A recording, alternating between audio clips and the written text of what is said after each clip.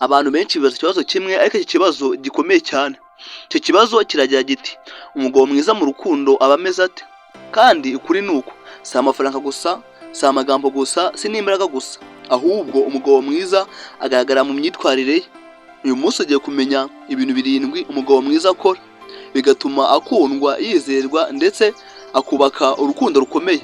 Wowe icyo usabwa ni ukurikira ino video kugeza ku mpera zayo kubera ko icyanyuma kirakomeye cyane. Part 1 ni uko yubahana.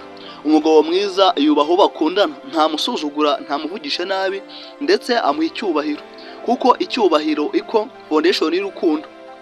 Naho part 2 ni uko aba afite inshingano, ntabwo ahunga responsibility. Umugabo mwiza yitangira relationship, agafata ibyemezo, agakora ibyo avuga, ntabwo aba umwana mu rukundo. Naho part 3 ni uko yumva, good listener, ntabwo ari uko kuvuga gusa ndetse aranumva, ndetse akuva ibitekerezo bye, amarangamutima ye ndetse n'ibibazo bye, kuko kumva neza iko gukunda neza.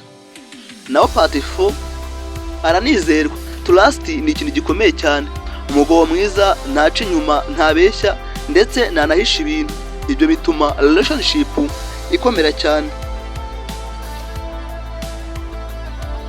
Naho part 7 ni uko agaragaza urukundo, si amagambo gusa, akora ibikorwa by'urukundo, kwitaho, kubereka yuko akwitayeho, kuko urukundo rugaragara mu bikorwa.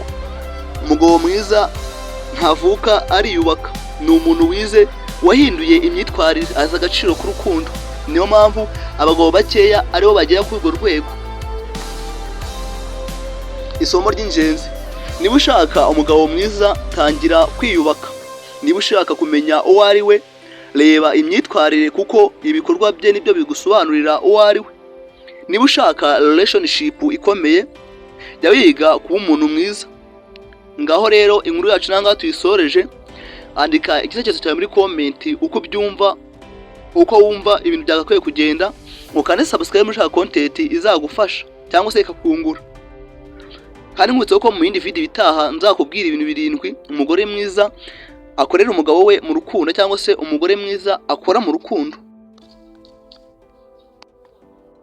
Naho part 5 nuko azagushyigikira, ntabwo ari ugusenya gusa, ahubwo atera encouragement, agashyigikira inzozi zawe, akagufasha gutera imbere. Umugabo mwiza arubaka, ntasenya.